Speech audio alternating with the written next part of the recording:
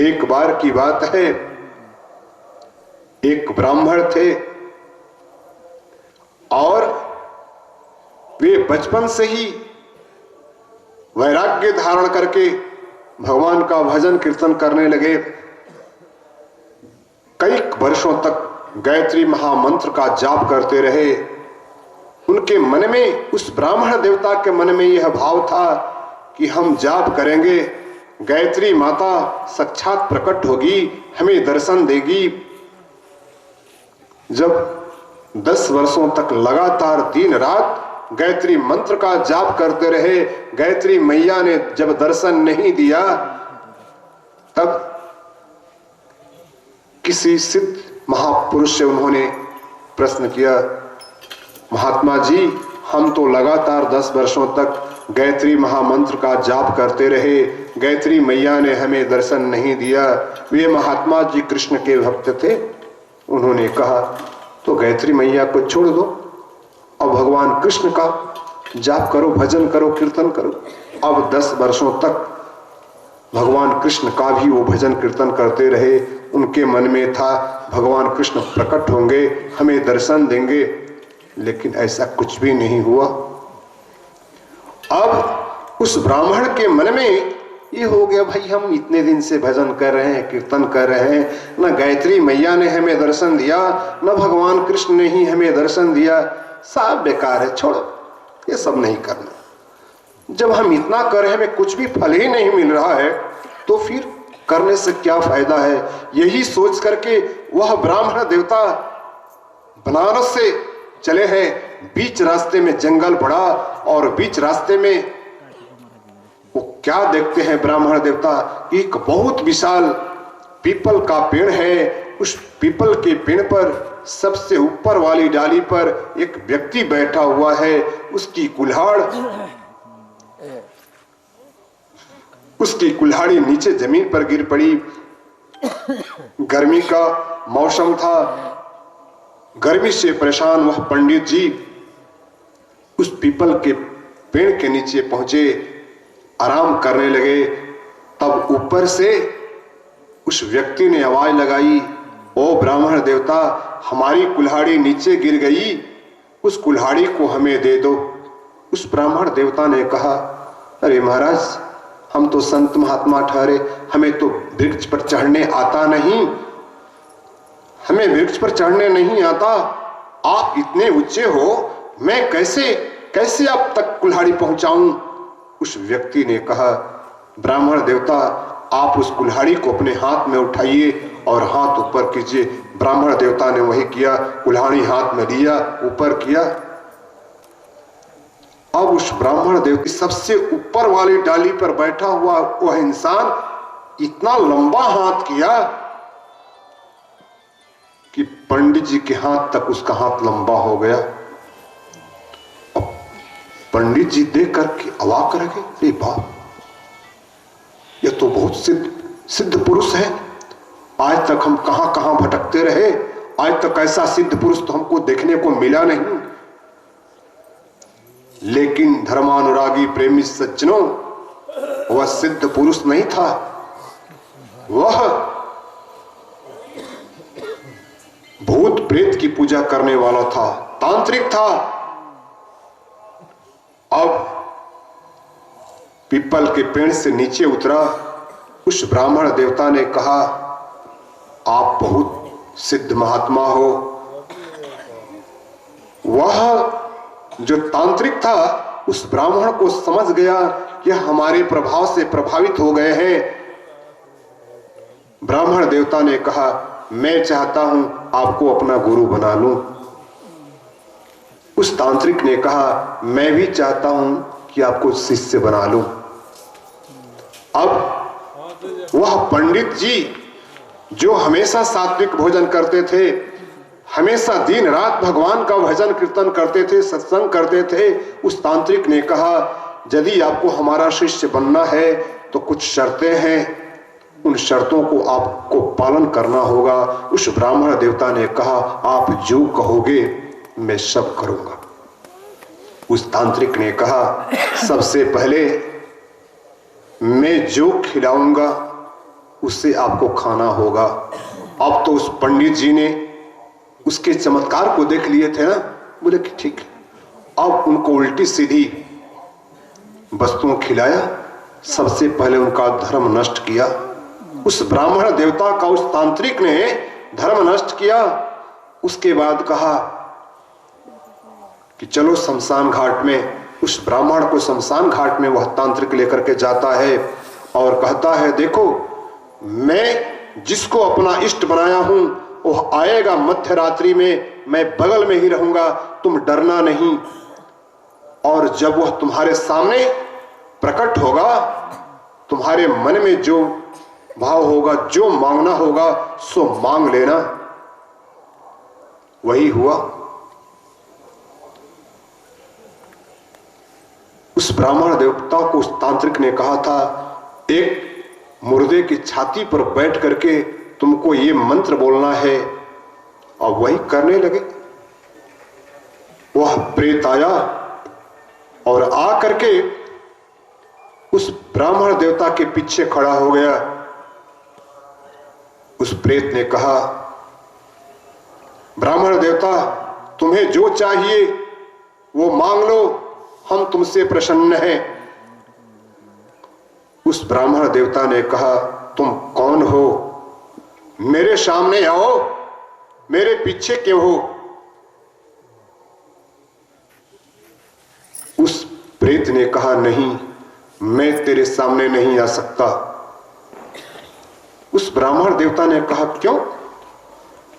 तुम तो दिव्य शक्ति हो, तुम्हारे पास तो इतनी ताकत है कि असंभव को भी संभव कर देते हो, मेरे सामने आओ। वो प्रेत बोला, नहीं, मैं तेरे सामने नहीं आऊंगा। उस ब्राह्मण देवता ने कहा, क्यों? अंत में उस प्रेत ने कहा कि यदि मैं तेरे सामने आ जाऊंगा तो जल करके मर जाऊंगा, क्योंकि तुमने 10 वर्षों तक गायत्री महामंत्र का जाप किया है, 10 वर्षों तक भगवान कृष्ण का पूजा किया है, उनके मंत्र का जाप किया है। तुम्हारे अंदर इतनी तेज है, तुम्हारा धर्म नष्ट करने के बावजूद भी तेरे अंदर अभी इतना तेज है, उन मंत्रों का इतना असर है कि जैसे ही मैं तेरे सामने आऊंगा जल करके भस्म हो जाऊंगा। अब उस ब्राह्मण देवता को समझ में आई बात, अरे बाप, कहो जिसको मैं ये सोचता रहा कि आज तक हमें कुछ भी हासिल नहीं हुआ, और जिस प्रेत की बदौलत वह तांत्रिक इतना बड़ा बड़ा चमत्कार दिखाता है, हमारे सामने नतमस्तक हो रहा है। उस ब्राह्मण देवता ने कहा, नहीं, जब तक तुम मेरे सामने नहीं आओगे हम तुमसे कुछ भी नहीं कहेंगे। प्रेत कहा, नहीं, नहीं आ सकते। तब उस ब्राह्मण देवता ने कहा कि नहीं आ सकते तो तुम जा सकते हो, तुमसे हमको कोई मतलब है नहीं।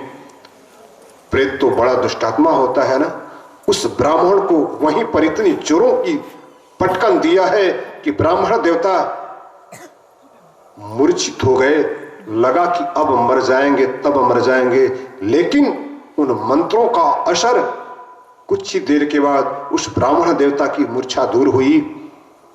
तांत्रिक पहुंच गया, उस ब्राह्मण देवता से कहा, क्या हुआ? बोले कि नहीं, अब हम तेरे बहकावे में नहीं आएंगे। वहां से वह ब्राह्मण पुनः काशी में लौट आए हैं और बड़े बड़े महात्माओं के पास गए, संतों के पास गए, महापुरुषों के पास गए और अपनी गलती का एहसास करते हुए उनके चरणों में सिर नवाए और बोले, महात्मा जी, हमसे भारी भूल हो गई। हम जानते थे कि हम इतने दिनों से पूजा कर रहे हैं, हम इतने दिनों से गायत्री मंत्र का जाप कर रहे हैं, कृष्ण मंत्र का जाप कर रहे हैं, हमें कुछ भी प्राप्त नहीं हुआ। लेकिन अब हमें पता चला कि जब हम पथभ्रष्ट हो गए तब मेरे अंदर इतना तेज है, इतनी शक्ति है कि एक से बढ़कर एक चमत्कार करने वाला तांत्रिक और वो प्रेत मेरे सामने नहीं टिक पाया। धर्मानुरागी प्रेमी सज्जनों, रहस्य की बातें हैं। आप पूजा करते हैं, हम पूजा करते हैं, कोई जरूरी नहीं कि भगवान प्रकट होकर के आपके सामने दर्शन दें। आप जब भी पूजा करते हो भगवान आपकी उस पूजा को स्वीकार करते हैं, भले ही वो मानसिक रूप से ही स्वीकार करते हैं, लेकिन करते हैं। इसलिए जो इंसान नित्य प्रतिदिन किसी भी देवी देवता का पूजा करता है, मंत्र का जाप करता है, वो ये न समझ ले कि हमारा व्रत, हमारा अनुष्ठान, हमारा जाप निष्फल जा रहा है। नहीं, कदापि नहीं। उसके अंदर इतनी ऊर्जा संचित हो जाती है, पॉजिटिव एनर्जी संचित हो जाती है कि निगेटिव एनर्जी उससे देख करके डरने लगती है, जलने लगती है, भाग जाती है। मैं अहंकार की बात नहीं कहता, लेकिन हमें इतना भरोसा है, इतना भरोसा है, मैं इस व्यासपीठ पर बैठ करके बोल रहा हूं, मैं निगेटिव शक्ति को ऐलान कर सकता हूं, क्योंकि मैं जानता हूं मैं कितनी साधना करता हूं, कितने मंत्रों का जाप करता हूं, मैं जानता हूं, और उन मंत्रों का असर मैं जानता हूं। इसलिए मैं भगवत कृपा से किसी निगेटिव शक्ति से नहीं डरता। अरे जो होना होगा, भगवान को करना होगा, करेंगे ही करेंगे। जिस दिन हमारी मौत आ जाएगी, जिस दिन आपकी मौत आ जाएगी, कोई टाल नहीं पाएगा। लेकिन यदि हमारी मौत नहीं होनी होगी, आपकी मौत नहीं होनी होगी, जब उस वक्त निगेटिव शक्ति तो क्या, ब्रह्मा जी भी आपके कुछ नहीं बिगाड़ सकते। इसलिए आप जो भी पूजा करते हैं, निरंतर पूजा करते रहिए, भगवान के शरण में रहिए। जो भी मंत्र गुरु ने आपको दिया है उसका निरंतर जाप करते रहिए, पूर्ण आस्था के साथ, पूर्ण विश्वास के साथ। कोई भी निगेटिव शक्ति आपका बाल बांका नहीं कर सकती, क्योंकि सारे सृष्टि के संचालक, चराचर के स्वामी, भक्त वत्सल भगवान कृष्ण जब आपके साथ हैं, हमारे साथ हैं, तो भला और निगेटिव शक्ति करी क्या शक्ति है। इसलिए भगवान पर अटूट भरोसा रखिए। जादू टोना भूत प्रेत इत्यादि में बहुत ज्यादा भरोसा नहीं करना, कुछ नहीं। भागवत गीता में भगवान कृष्ण अर्जुन को संबोधित करते हुए कहते हैं, अर्जुन, इस सृष्टि में 3 प्रकार के लोग होते हैं, 3 प्रकार के लोग होते हैं। अर्जुन ने प्रश्न किया, भगवान कौन कौन 3 प्रकार के लोग होते हैं? भगवान कृष्ण ने कहा, अर्जुन, जो उत्तम पुरुष होते हैं, साक्षात मेरे स्वरूप का दर्शन करते हैं, भजन कीर्तन करते हैं, चिंतन मनन करते हैं, साक्षात मेरे कृष्ण, मेरे राम स्वरूप, मेरे विष्णु स्वरूप का ध्यान करते हैं, पूजा करते हैं। और जो मध्यम श्रेणी के जो लोग होते हैं, मेरे अन्य स्वरूपों का ध्यान करते हैं, भजन करते हैं, कीर्तन करते हैं, जैसे शिव, गणेश, हनुमान, काली, दुर्गा, भवानी इत्यादि इत्यादि जो मेरे अन्य स्वरूप हैं, उनका पूजन करते हैं। और जो निम्न श्रेणी के लोग होते हैं, वे किनकी पूजा करते हैं अर्जुन जानते हो? अर्जुन ने कहा, प्रभु किसका पूजा करते हैं? भगवान कृष्ण ने कहा, अर्जुन, वे भूत प्रेत ब्रह्म पिशाच इत्यादि की पूजा करते हैं। लेकिन अर्जुन, याद रखना, चाहे जिस किसी रूप में जो कोई पूजा करता है, मैं ही उस पूजा को ग्रहण करता हूं। लेकिन अंतर यह है कि जो मेरे पास डायरेक्ट आया उसको समय कम लगा, श्रम कम लगा। जो इनडायरेक्ट रूप से आया उसका समय ज्यादा लग गया, श्रम ज्यादा हो गया। और जो भी इनडायरेक्ट से भी इनडायरेक्ट हो गया, उसको मेरे यहाँ पहुंचने में बहुत लंबा समय लग जाता है, बहुत लंबा समय लग जाता है, बहुत लंबी परिश्रम करनी पड़ जाती है। इसलिए आप तमाम धर्मानुरागी प्रेमी सज्जनों से मैं निवेदन करूं, भगवान की पूजा कीजिए। हम तो सिर्फ और सिर्फ भगवान कृष्ण और राधा को ही अपना इष्ट मानते हैं। ऐसी बात नहीं कि मैं अन्य देवी देवताओं की पूजा नहीं करता, नहीं, प्रतिदिन करता हूं। भगवत प्रेरणा से मैं अन्य देवी और देवताओं की भी पूजा करता हूं, निश्चित तौर पे करता हूं, लेकिन मेरे इष्ट देव राधा और कृष्ण ही है, क्योंकि हमने शास्त्रों में पढ़ा है कि जब राधा कृष्ण जगत के स्वामी हैं, उनकी पूजा करने से जब सब कुछ प्राप्त हो जाना है। गोस्वामी तुलसीदास जी महाराज ने रामचरितमानस में कहा, काम धेनु तज बकरी कौन दुहाई। अरे दुहना है तो काम धेनु गाय दुहिए, अब बकरी के चक्कर में क्यों पड़े हो। अर्थात यदि पूजा ही करनी है, साक्षात विष्णु की पूजा कीजिए, राम की पूजा कीजिए, कृष्ण की पूजा कीजिए।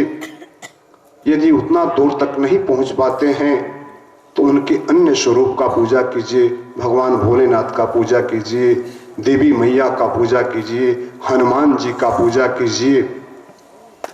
लेकिन मैं ये कभी नहीं कहूंगा कि आप किसी भूत प्रेत इत्यादि की पूजा कीजिए। घड़ी की सुई इशारा कर रही है, कथा को विश्राम देने का